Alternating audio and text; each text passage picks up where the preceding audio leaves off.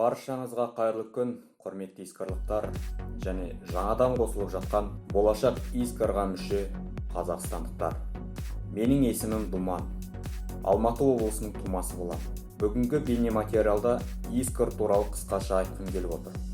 Кейбіреулеріңіз тіпті бұл сөзді бірінші рет естіп отырған боларсыздар. Бұл жаңа жүйе, яғни искр туралы ақпарат YouTube желісінде 2016 жылдан бері қолға алынып, оны қалайда жүзеге асыру мақсатында істелініп жатқан, және де сіз бен біздің өмір сүру жағдайымызды түбегейлі өзгертетін ауқымды жүйе. Әрине, егер бұл жүйе баршаңызды қызықтырып жатса, YouTube каналынан толыққанды ақпарат алсаңыздар болады. Менің мақсатым бұл жүйені қысқаша болса да қазақ тілінде жеткізу. Искр сөзінің мағынасы халықаралық сапалы даму деген мағынаны білдіреді.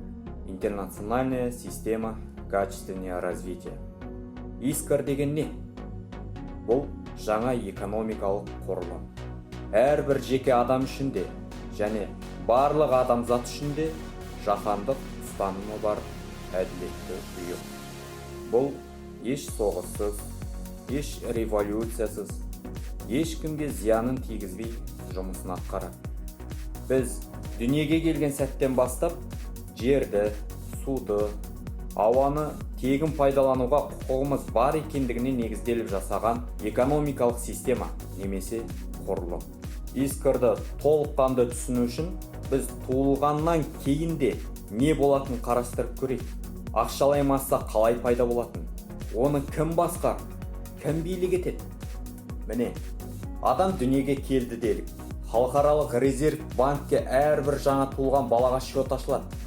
Бұл табиғи ресурстарды пайдалануға құқылы болды дегенді білдіреді. Бұл банкті ООН, Ватикан, Ағылшын корольдігі басқарады. Солардың қарамағында болғандықтан бағынышты болады. Ал туу туралы куәліктеріміз халықаралық қор нарығында бағалы қағаз сияқты, немесе траст қойма анықтамасы. Басқаша айтқанда, әлемдік экономикалық құрылымда кәдімгі өмірдегі өнімдер сияқты өнім, орысша айтқанда товар есебінде тұрады. Ал траст дегеніміз не? Ол дүниеге келген адамның табиғат ресурсынан алатын үлесі, және сол адамның үлесі бар екеніне сенімділік беретін құжат. Міне, осындай біз білмейтін көптеген ақпаратты Александр Вальдемарович Шмидт мырзаның YouTube каналынан көре аласыздар. Әрине, әрқайсыңыздың көкелеріңізде Шмидт деген кім деген сұрақ туындауы әбден мүмкін. Ол кісі осы жүйені ашу үшін 20 жыл бойы зерттеген адам. Өте білімді, қаржылық сауаттылығы орасан зор. Дүниеге келген әрбір адамның табиғат ресурсынан алатын ресурсы бар екенін толыққанды зерттеп дәлелдеген алғашқы адам деп айтсам еш қателеспейміз. Ал табиғат ресурсы деген не? Шмидт мырзаның зерттемесінің нәтижесінде былай делінген. 1540 жылы Ағылшын корольдігінде Генри 8-ның қол қойып қабылдаған заңы бар.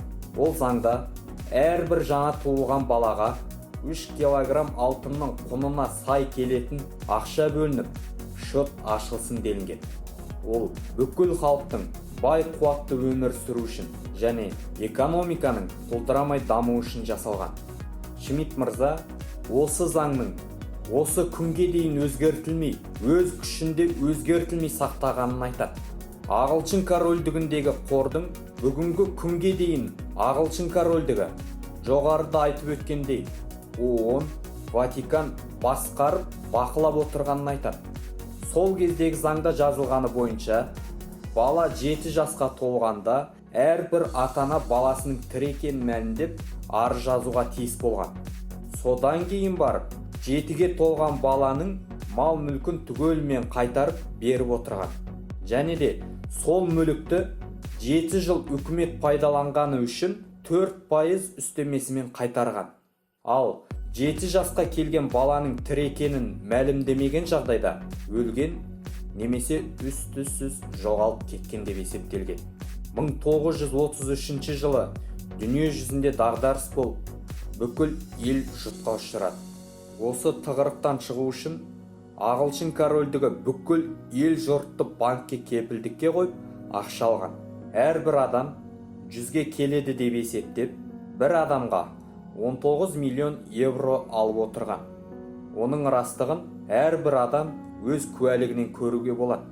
Бәріміздің куәлігімізде 2 номер бар. Біреуі адамдардың туылған кездегі тіркеу номері.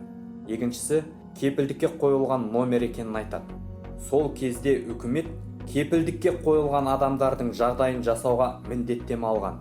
Ол совет үкіметі кезінде болған. Медицина, білім алу деген сияқты. Сондай-ақ бұл заңды өз күшінде әлі де ұстап отырған мемлекеттер бар екенін айтуға болады. Мысалы, Түркменстанда газ және су сияқты табиғи ресурстардың тегін екені, арықтарда бала туыла салысымен барлық табиғи ресурстардан үлес бөлінетіндігі айтылады.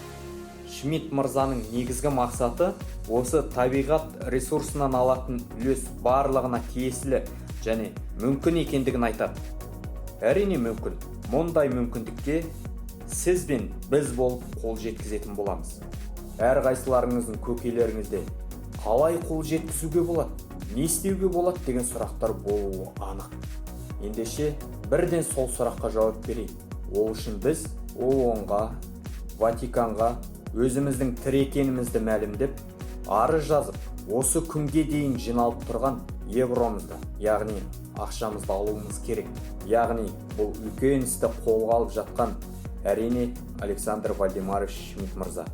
Жоғарыда айтып өткендей, осы жүйені 2016 жылдан бері қолға алып, қайтсем де бүкіл мемлекеттің жағдайын жақсартамын деп, ерінбей еңбек етіп, өзімізге тиесілі қаражаттарды арнайы қорда сақталатын Dreamix банк ашқалы жатыр. Ол күнде, Құдай бұйырса, алыс емес. Бүгінде әлемнің түкпір-түкпірінен халыққа ұсынып отырған жүйесін 53 мыңдай адам арыз жазып, яғни тірі екендері мәлімдеп, өздеріне тиесілі счет номерларын алып қолдап отыр. Күннен күнге ескірға мүше адамдар саны толығып келеді. Амандық болса, бұл жаңа жүйе іске қосылған сәттен бастап, әрқайсымыз өзімізге тиесілі ақшамызды, яғни күніне 83 евро, айына орта есеппен 2500 евроны үздіксіз өміріміздің соңына дейін ала аласыз. Определенную информацию и говорит: я хочу пройти требуемую процедуру, объявить себя живым перед лицом ООН, английской королевы и Ватикана. Именуя российское государство, не исполняющее передо мной свои обязательства для ежемесячного получения безусловного базового дохода, например, 2500 евро на свой лицевой счет, у вас не получится этого сделать, среди прочего, так как у нас существуют санкции, эмбарго. И счет, например, просто заморозят на 20 лет. Так что же делать? Сіздер қате естіп отырған жоқсыздар. Бұл безусловный базовый доход деп аталады. Безусловный базовый доход дегеніміз еш кедергісіз, еш міндеттемесіз, сөзсіз алып отыратын кіріс көзі. Бұл ақшалар бүгінгі күнгі ұстап жүрген ақшаға мүлде ұқсамайды. Яғни электронды ақша болып табылады. Электронды ақша бұл біз үшін жаңа сөз емес. Мысалы, криптовалютаны алып қарайықшы. 800-ге жуық электронды ақша. Қазір заманның ағымы күн өткен сайын дамып келеді. Сол себепті мен ойлаймын, бүкіл жер бетіндегі халыққа ең алдымен мейірімі шексіз Алла тағаланың әлі де осындай өмір бар екен және мүмкін екендігіне әбден сенуге болатынын айтатындай. Сондықтан барлығы мүмкін. Бұл жүйе әлем экономикасын күрт өзгертетіні анық. Яғни ескірдің мақсаты жаһандық экономиканы дамыту, жақсарту. Бүгінде әлемге танымал Amazon компаниясы осы кісінің қолға алып отырған жүйесін қолдап, жобаның 90% іске асты деуге негіз бар. Дальше делаем приложения платежные, приложения. И, как мы уже с Назгуль говорили, она поедет в Китай закупать айфоны, или не айфоны, а смартфоны вот эти. Там, они сейчас будут думать, какой там Samsung или Sony или там еще что, да? И люди будут получать на свои смартфоны или на наши получать будут там, потому что мы если купим, это будет дешевле, лучше. Вот, приложения. То есть они через бэнкинг будут заходить на профиль свой, где они могут оперировать валютами и миражными деньгами, иск и дремикса. Хочу сказать, что на 90 с лишним процентов уже есть основания радоваться, что мы по соглашению, которое делал наш представитель с Амазоном, получим скоро стартовые средства для вообще этой всей системы. Амандық болса, қуанышты күндерде алыс емес. Мінекей, құрметті қазақстандықтар, Искор туралы алдағы уақытта әлі де толыққанды, жан-жақты видеоматериалдар түсіретін болам. Ал дәл қазір сіздердің назарларыңызға Алла қаласа бізді болашақта қандай өмір күтіп тұрғанына бір сәт көз жүгіртіп керемет видео роликтерді ұсынбақшымын.